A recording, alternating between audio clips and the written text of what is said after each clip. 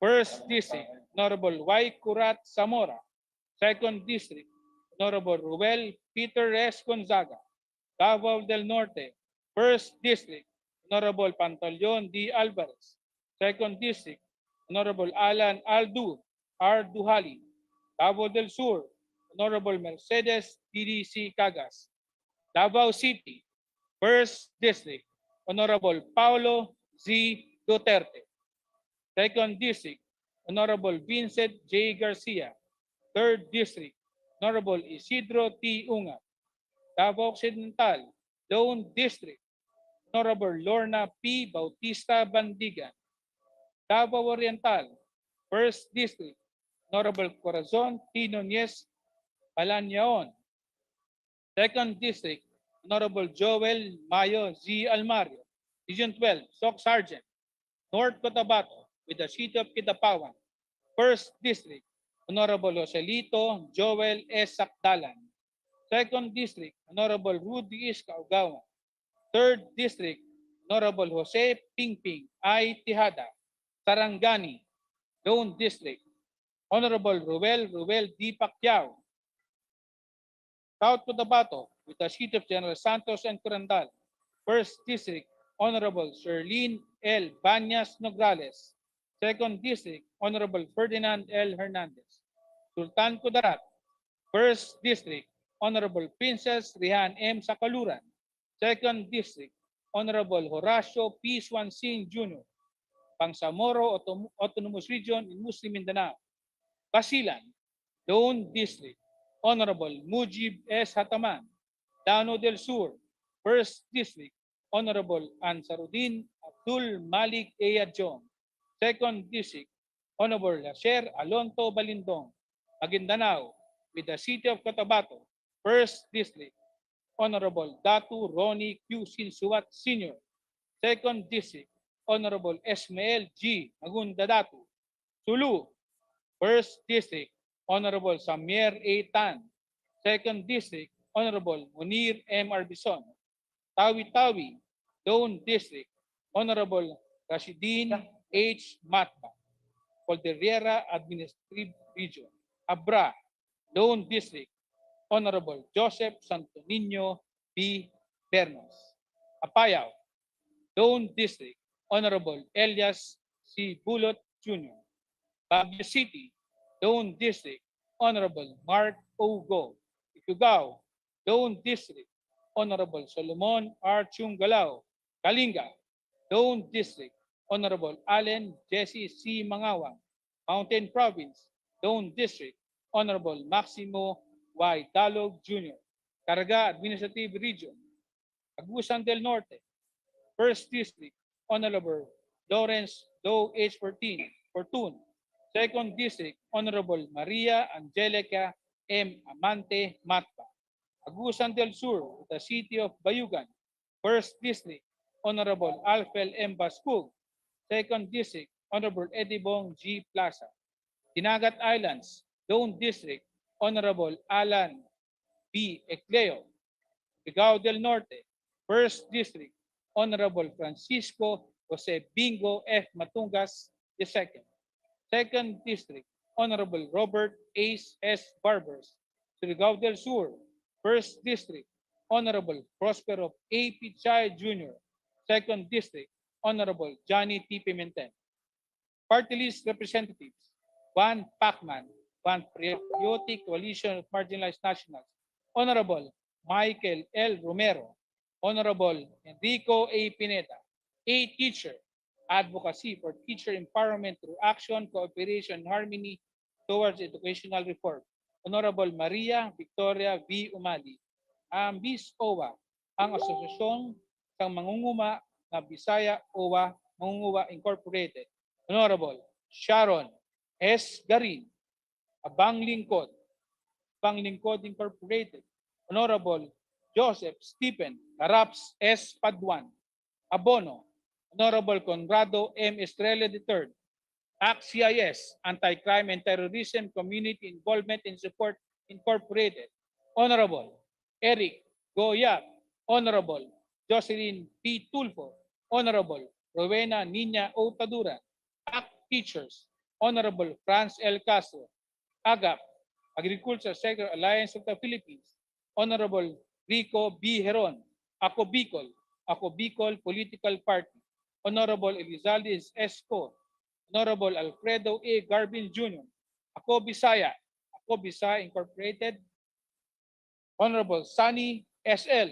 Lagon, Ako Padayon Pilipino, Honorable Adriano A. Ebcas, Alona, Alliance of Organization, Networks, and Association of the Philippines, Honorable Ana Marie Vilarasa Suarez, Amin, Anak Mindanao, Honorable Aminhilda J. Sangkopan, Anwaray, Honorable Florencio G. Noel, Anak Kalusugan, alagaan natin ating kalusugan, Honorable Michael T. Defensor, ang probinsyano, Alyansa ng mga mamamayan ng probinsyano, Honorable Alfred C. De Los Santos, Honorable Ronnie L. Ong, APEC, Association of Philippines Electric Cooperatives, Honorable Sergio C. Dago, Bahay para sa Pamilyang Pilipino, Honorable Neelia Bainto Aguinaldo, Bayan Muna, Honorable Carlos Isagane T. Sarate, Honorable Ferdinand R. Gaite,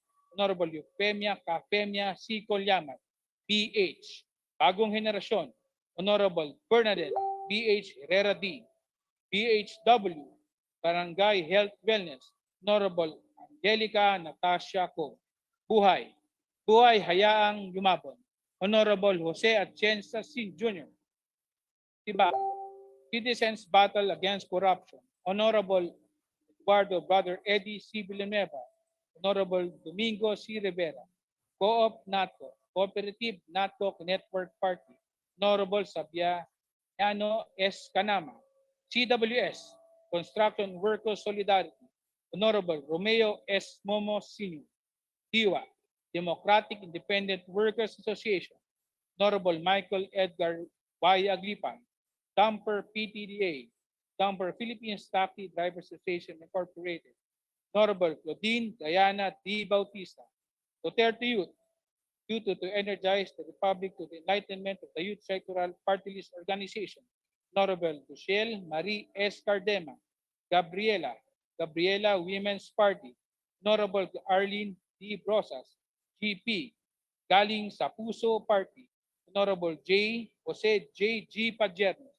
Kabataan Party List, Honorable Sara Jane I. Ilago, Kabayan, Kapalikat ng Mamamayan, Honorable Ron P. Salo, Kalinga Advocacy for Social Empowerment and Nation Building through Easing Poverty Incorporated, Honorable Irene J.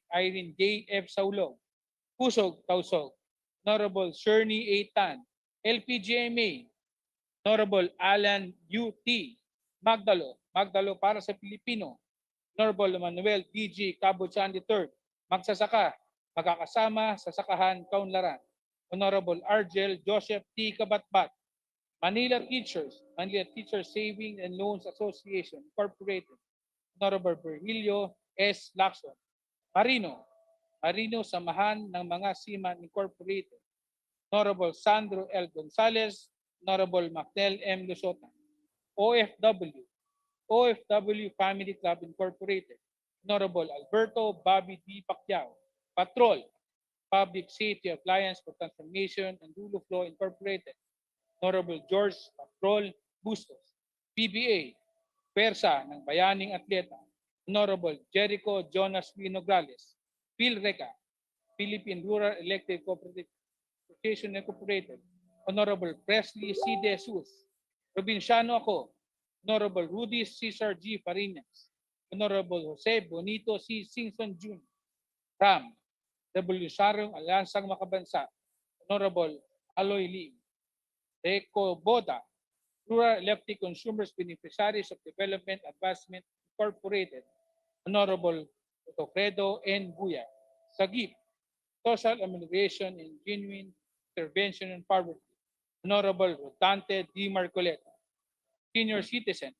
Coalition of Association Senior Citizens in the Philippines Incorporated, Honorable Ronaldo M. Ordanes, TGP, Talino at Galing ng Pinoy, Honorable Jose Bong T. Teves Jr., Tingog Sinirangan, Honorable Dieda Marie K. Romualdez, TUCP, Trade Union Congress Party, Honorable Raymond Democrito C. Mendoza.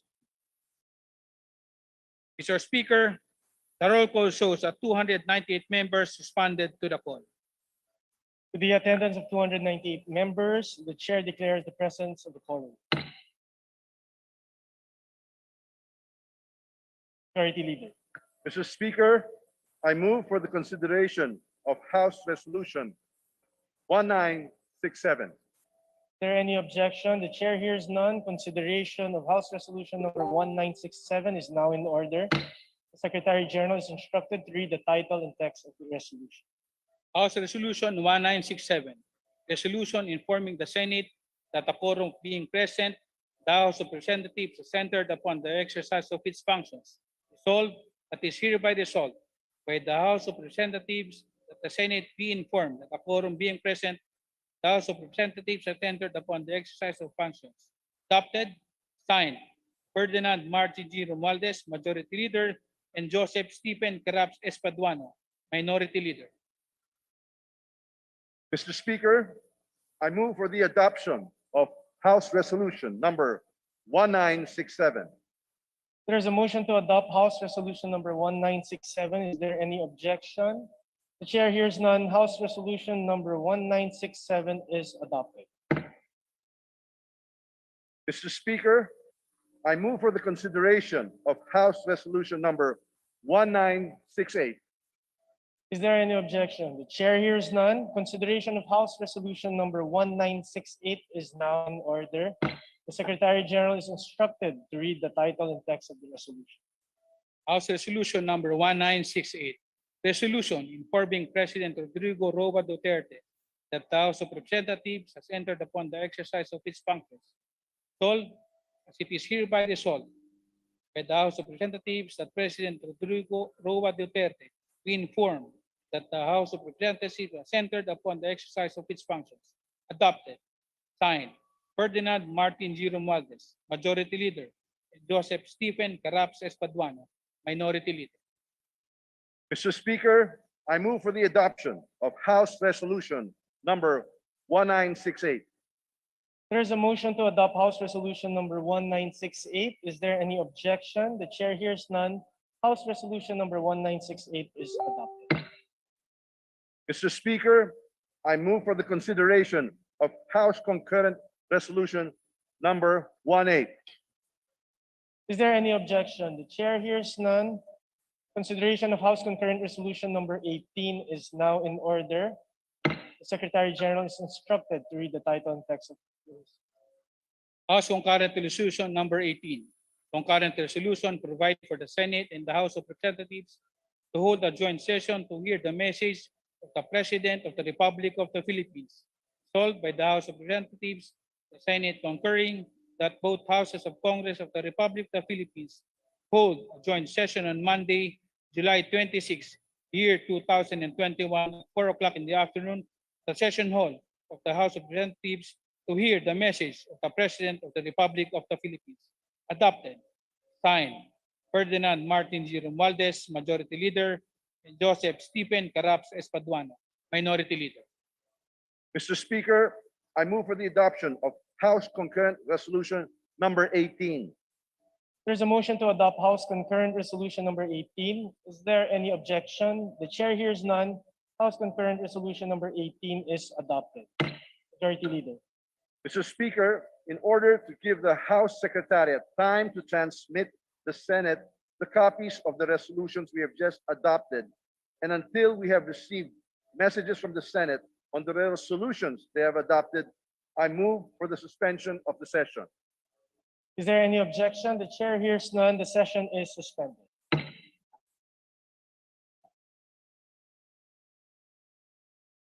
Session is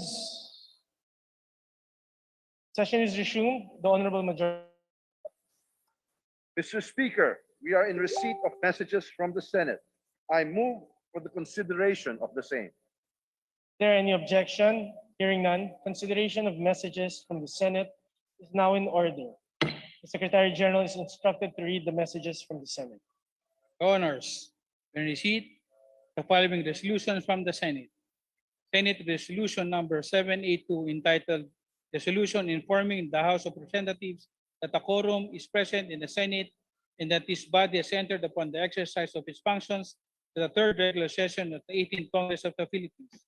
And Senate Resolution Number 783 entitled Resolution Informing President Rodrigo Duterte that a quorum is present in the Senate and that this body has entered upon the exercise of its functions for third regular session of the 18th Congress of the Philippines. To the archives. Senate Concurrent Resolution Number 15 entitled Concurrent Resolution Creating a Joint Committee of the Senate and the House of Representatives notify the President of the Philippines that Congress now convened for its third regular session of the 18th Congress of the Philippines is ready to hear the State of the Nation address in a joint session of both houses. The calendar of business for the day. Majority Leader. Mr. Speaker, I move for the consideration of Senate Concurrent Resolution Number 15. Is there an objection? The chair hears none. Consideration of Senate Concurrent Resolution Number 15 is now in order. Secretary General is instructed to read the title of the resolution. Senate Concurrent Resolution Number 15. Concurrent Resolution Creating a Joint Committee of the Senate and the House of Representatives to notify the President of the Philippines that Congress, now convened for its third regular session of the 18th Congress of the Philippines, is ready to hear the State of the Nation address in a joint session of both houses. Resolved by the Senate, the House of Representatives of the Philippines concurring that a joint committee of houses of Congress be created, composed of 9 members, 3 to be appointed by the President of the Senate, and 6 to be appointed by the Speaker of the House of Representatives, notify the President of the Philippines that Congress, now convened for its third regular session of the 18th Congress of the Philippines, is ready to hear the State of the Nation address in a joint session of both houses. Adopted, signed, Juan Miguel F. Subiri, Senator. Mr. Speaker, I move for the adoption of that concurrent resolution number 15. There's a motion to adopt Senate Concurrent Resolution Number 15. Is there any objection? The chair hears none. Senate Concurrent Resolution Number 15 is adopted. Majority Leader. In view of the adoption of Senate Concurrent Resolution Number 15, authorizing the creation of a joint committee of both houses to notify the President of the Philippines that Congress is convened and ready to hear his message, on the part of the House, I move that the following be appointed to the joint committee. Senior Deputy Speaker Doisy Liacion. Deputy Speaker and Deputy Majority Leader Juan Pablo Rimpi P. Bondoc. Deputy Speaker Wesley Gatchalian. Deputy Speaker Michael L. Romero, PhD. Deputy Speaker Christine Singson Mihan. Deputy Speaker Bernadette P.H. Herrera. Is there any objection? The chair hears none. The members of the House of Representatives so named are hereby appointed to the joint committee and are requested to immediately discharge their responsibility. Majority Leader. In order to give the members of the joint committee time to perform their assigned task, and until the House counterpart is ready to report back their accomplishment to this House, I move for the suspension of the session. Is there any objection? The chair hears none. The session is suspended.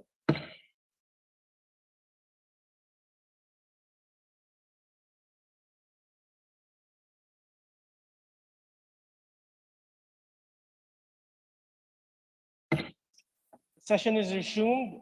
The Honorable Majority Leader is recognized. Mr. Speaker, we received a report from the Notification Committee that the President has been informed that Congress will convene in a joint session at 4 o'clock this afternoon to hear his State of the Nation address. Mr. Speaker, we wish to remind the members of this chamber that those physically present today must be here an hour before the joint session at 4 o'clock this afternoon, and members who will attend through online technologies must register and log on the appropriate platforms at least 30 minutes before the joint session at 4 o'clock this afternoon. The remarks of the Majority Leader are duly noted. Majority Leader. Mr. Speaker, to give way to the joint session at 4 o'clock this afternoon, I move that we adjourn the session until 3 o'clock tomorrow afternoon. Is there any objection? The chair hears none. The session is adjourned until 3 o'clock tomorrow afternoon.